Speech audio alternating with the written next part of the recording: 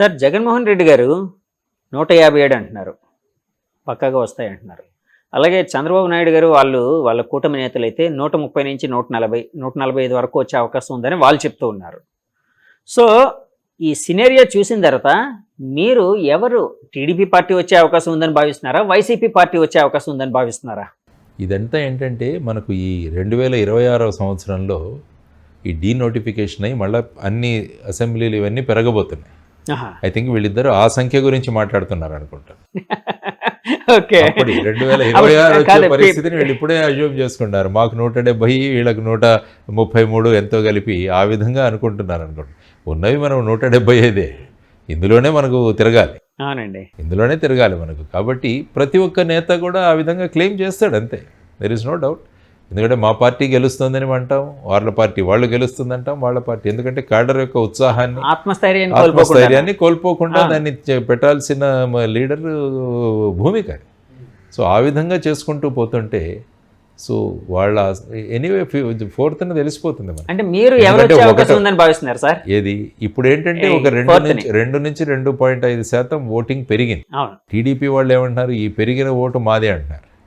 వీళ్ళు ఏమంటున్నారు, ఈ పెరిగిన ఓటు మా ఈ సంక్షేమ పథకాలు తీసుకునే వాళ్ళు పెద్ద సంఖ్యలో వచ్చి వేశారని వీళ్ళు అంటున్నారు.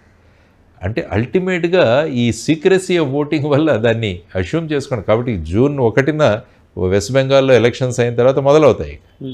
1 తర్వాత ఇంకా ఎగ్జిట్ పోల్స్ మొదలవుతాయి. ఆల్రెడీ సోషల్ మీడియాలో నడుస్తూనే ఉన్నాయి, 2 రకాలుగా వస్తున్నాయి. ఒకటి వీళ్ళకింత వస్తుందని, వీళ్ళకింత వస్తుందని, ఈ విధంగా అనుకుంటూనే వెళుతున్నారు. ఎగ్జిట్ పోల్స్ కూడా శాంటిటీ లేదు కదండి. శాంటిటీ లేదు, నాలాంటి కూడా వెంటనే చెప్పేయచ్చు ఎగ్జిట్ పోల్స్. ఎందుకంటే ఎగ్జిట్ పోల్స్ చేసేవాళ్ళు నేను ఎప్పుడు ఏమంటుంటానంటే, మీరు ఎంత శాంపుల్ని తీసుకున్నారని చెప్పాలి. మీరు 10 మందిని అడిగారా, 2 లక్షల మందిని అడిగారా? ఎప్పుడైతే శాంపుల్ సైజ్ పెరుగుతుందో తర్వాత ఏంటంటే ప్రతి వ్యక్తి కూడా ఆ విధంగా వ్యక్తీకరించాడన్నది కూడా లేవు. చాలా ఎగ్జిట్ పోల్స్ ఫెయిల్ అయ్యాయి. మీరు చూసుకుంటే చాలా ఎగ్జిట్ పోల్స్ ఫెయిల్ అయ్యాయి మనకి. అదంతా ఏంటంటే ఒక బెట్టింగ్, ఇది ఒక బెట్టింగ్ ఒకటి. ఇంకోటి ముఖ్యంగా ఈ ఎగ్జిట్ పోల్స్ జరిగేవన్నీ బెట్టింగ్. ఇప్పుడు చాలా చోట్ల బెట్టింగ్ జరుగుతున్నాయి. ఇందులో ఈయనకి ఎంత మెజారిటీ వస్తుంది, ఆ నియోజకవర్గంలో ఆయన గెలుస్తారా గెలవరా, ఆ తర్వాత మెజారిటీ ఎంత వస్తుంది, ఇది సట్టా బజార్ జరుగుతూనే ఉంటుంది. సో ఈ ఎగ్జిట్ పోల్స్ ఇవన్నీ కూడా, అందుకనే నేను ప్రశాంతంగా చెప్తాను, మనం 4వ తేదీ వరకు ఆగుదాం.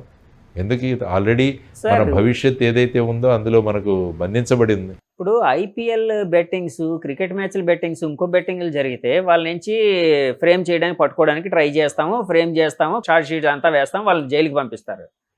ఈ పొలిటికల్ బెట్టింగ్స్ మీద మరి ఎలాంటి ఇది ఉండదా సార్? అంటే any betting is a betting, అంతే కదండి. ఇప్పుడు దాని మీద చేయాలి కదా. అంటే ఇవన్నీ ఏంటంటే ఎక్కడ డాక్యుమెంట్ రాసుకోరు వీళ్ళంతా కూడా, డాక్యుమెంటేషన్ ఏమి ఉండదు కదండి ఐపీఎల్ బెట్టింగ్స్ వాటిలోని. ఐపీఎల్ బెట్టింగ్స్ ఇవన్నీ ఏమవుతాయంటే ఫోన్ ద్వారా తీసుకుంటుంటాం. అదే మేము ఈ బాల్లో వీడు అవుట్ అవుతాడు, ఈ బాల్ 4 కొడతాడు, లేదంటే ఈ డాట్ బాల్ అవుతుంది, ఇలా రకరకాలుగా వాళ్ళు ఫోన్లతో ఉంటారు. అవన్నీ కూడా రికార్డెడ్ ఉంటాయి. ఓకే, ఇవేంటంటే 2 వ్యక్తులు కూర్చొని అనుకుంటారు. ఇదేం ఓపెన్గా అందరూ ప్రదర్శన కాదు కదా. ఈ నియోజకవర్గం మొత్తం రాష్ట్రం తెలుస్తుంది సార్. ఇప్పుడు ఓపెన్ గా ప్రజలు మాట్లాడుకునేటట్టు ఉంటుంది. పలానా వాళ్ళు ఇద్దరు బెట్టింగ్ కాసారు, ఇక పలానా అతను ఈ పార్టీ మీద కాసాడు, పలానా అతను ఆ పార్టీ మీద కాసాడు. అంటే దాని డాక్యుమెంటేషన్ ఎక్కడ, దాని రికార్డ్ ఎక్కడ ఉండాలి కదా. రికార్డు ఉంటే ప్రతి betting is illegal. Any betting is illegal. Cricket betting కావచ్చు, ఇది కొంతమంది వర్షం ఇక్కడి వరకు పడుతుందో అక్కడి వరకు పడుతుందని కూడా బెట్టు కాసేవాళ్ళు. అంటే బెట్టింగ్కు ఏది కూడా అనర్హం కాదు, దేని మీదైనా బెట్టింగ్ కావచ్చు అన్నది మనం అంతా చూసినాం. శ్రీ గారు చెప్పినట్టు కుక్క పిల్ల, సబ్బు పిల్ల, కాదేది కవితకు అనర్హం అంటారు. కాబట్టి బెట్టింగ్ కాదేది అనర్హం అని మనం చెప్పుకోవచ్చు. ఎనీథింగ్ యూ కెన్ బెట్, ఆ విధంగా ఉంటుంది. కానీ ఏంటంటే ఈ విధమైన పరిస్థితులలో భవిష్యత్తు రాష్ట్రం గురించి ఆలోచించాలి మనం అందరం కూడా. రాష్ట్రం భవిష్యత్తు ఏంటి? ఆల్రెడీ 10 సంవత్సరాలు మనం పోగొట్టుకున్నాం. విభజన జరిగిన తర్వాత రాష్ట్రం చాలా లాస్లో ఉంది మన రాష్ట్రం. ఎందుకంటే మన రాష్ట్రాన్ని చూసుకుంటే రావాల్సినవి ఏవీ రాలేదు. ఈ రాష్ట్రాన్ని గురించి మేము పట్టించుకున్నామన్న వాళ్ళు కూడా లేదు. ఎప్పుడు చూసినా పొలిటికింగ్, ఇందులో ఎప్పుడు చూసినా రాజకీయమే ప్రతి దాంట్లో కూడా. మరి నేను మళ్ళా రిపిటేషన్ కావచ్చు కానీ ప్రత్యేక హోదా ఏమైంది? విభజన హామీలు ఏమయ్యాయి? హైదరాబాద్ ఇంకా జూన్ వరకు మన క్యాపిటలే. మరి దాని గురించి ఏం చేస్తున్నాం సార్? ఇప్పుడు ఫర్ ఎగ్జాంపుల్ ఏదో ఒక పార్టీ వచ్చింది అనుకోండి, వాళ్ళు ప్రత్యేక హోదా మీద ఫోకస్ చేసే అవకాశం ఉందని మీరు భావిస్తున్నారా? ఫోకస్ మేము చేయించబడతాం కాదు, మీరు వాళ్ళు చేసే అవకాశం ఉందని మీరు భావిస్తున్నారా? చేయరు. ఎందుకంటే పైన సెంట్రల్ గవర్నమెంట్ ఫర్ ఎగ్జాంపుల్ వాళ్ళు ఏమంటే వీళ్ళు జీ హుజూర్ అంటారు కదా, ఎందుకంటే రేపు ఆయనకు విరుద్ధంగా మాట్లాడే వాళ్ళు ఎవరైనా ఉంటారో, ఫర్ ఎగ్జాంపుల్ బీజేపీ అక్కడ వస్తే, ఆ తర్వాత కాంగ్రెస్ ఏం చెప్పింది, మేము వస్తే మటుకు ప్రత్యేక హోదా ఇస్తామని అన్నారు. కాబట్టి ఇవ్వాలి, ప్రత్యేక హోదాని ఇవ్వాలి. కానీ ఇక్కడ ఇంకొక మాట కూడా ఉందండి. ఇప్పుడు అంటే రాదు అని తెలిసిన తర్వాత ఒక మైలేజ్ కోసం కొన్నిసార్లు రకరకాల మాటలు చెప్తూ ఉంటారు. అంటే ఎగ్జాగరేట్ చేసి మేము అది చేస్తాం ఇది చేస్తామని చెప్తూ ఉంటారు. రాదు వచ్చినప్పుడు విషయం కదా, సో వచ్చినప్పుడు చూసుకుందాంలే, మనం ఎలాగా రాం కదా, కాబట్టి మనం ఏం చెప్పినా చెల్తుంది అన్నట్టు కూడా కొంతమంది పార్టీలు కానీ కొంతమంది అభ్యర్థులు కానీ చేస్తూ ఉంటారని కూడా వినిపిస్తూ ఉంటుందండి. మీరు అధికారంలో రాకపోయినంత మాత్రాన మీరు చేయకూడదని ఎక్కడా నియమం లేదు కదా. మీరు ఒక ప్రెషర్ గ్రూప్ను తయారు చేయవచ్చు.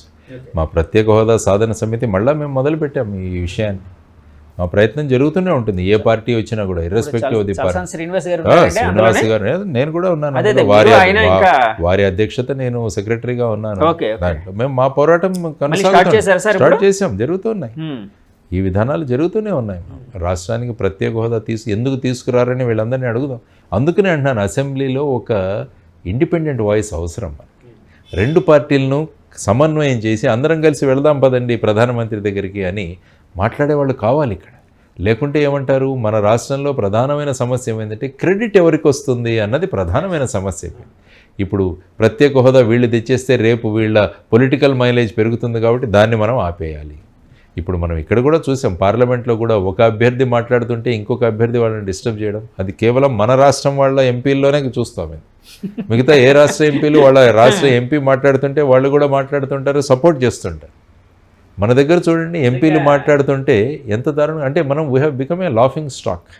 మనం అందరూ కూడా నవ్వుకోబడ్డే వాళ్ళలాగా మన రాష్ట్రాన్ని ఆ విధంగా తీర్చిదిద్దాం. సార్ ఈ విషయంలో తమిళనాడు వాళ్ళని మనందరం ఆదర్శంగా తీసుకోవాలి. తమిళనాడు, మహారాష్ట్ర, కొన్ని రాష్ట్రాల వాళ్ళని, ఎందుకంటే పార్టీలకు అతీతంగా వాళ్ళ ప్రయోజనాల కోసం ఒక్కటిగా పోరాడతారు. ఏదైనా వస్తుంది ప్రాజెక్ట్ అంటే అందరూ కలిసిపోతారు, వెళ్ళి అందరూ కలిసి ముఖ్యమంత్రి ప్రధానమంత్రి దగ్గర కన్సర్న్ మినిస్టర్ దగ్గర కూర్చొని మా రాష్ట్రానికి ప్రాజెక్ట్ తీసుకురావండి అన్న కమిట్మెంట్ ఉండేది. ఇక్కడేంటి, రాకపోయినా పర్లేదు, వాళ్ళ రిజీమ్లో ఇది రాకూడదు, వాళ్ళ ప్రభుత్వంలో ఉన్నప్పుడు ఇది రాకూడదు అన్న ప్రయత్నాలు జరుగుతుంటే, ఇక్కడ ఏదైనా జరుగుతుంటే లెటర్లు రాసిన వాళ్ళు కూడా చాలామంది ఉన్నారు.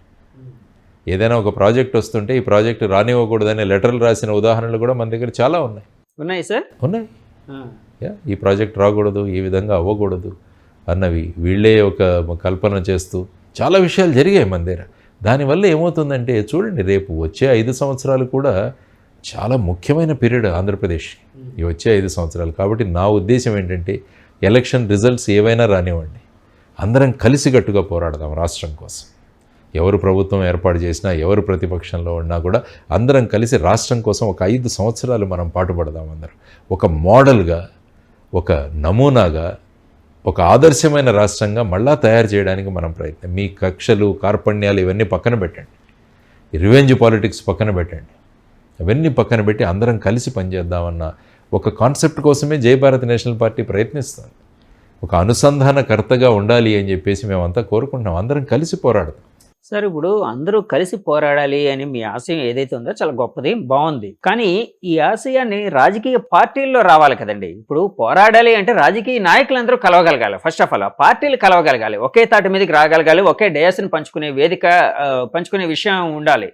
సో ఆ విధంగా జై భారత్ పార్టీ మీరు కానీ ఏమైనా చేయగలుగుతున్నారా? అంటే పార్టీలతో ఏమైనా వాళ్ళ అవేర్నెస్. అందుకనే ఏంటంటే నేను ముఖ్యంగా అన్నది, ఒక నియోజకవర్గాన్ని ఆదర్శ నియోజకవర్గంగా చేద్దామన్న కాన్సెప్ట్ నేను ఎందుకు పెట్టాను అంటే, అప్పుడు ఏమవుతుందంటే రాజకీయ నాయకుల్లో కాంపిటీషను వాళ్ళ నియోజకవర్గాన్ని ఆదర్శ నియోజకవర్గంగా చేసే తపన వాళ్ళలో మొదలవుతుంది.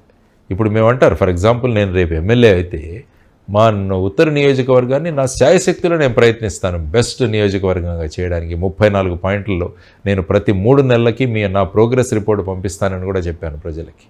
అది చేసినప్పుడు మిగతా నియోజకవర్గ ప్రజలు అడుగుతారు వాళ్ళ ఎమ్మెల్యేని, మరి అక్కడ జరుగుతున్నప్పుడు మన దగ్గర ఎందుకు జరగకూడదు?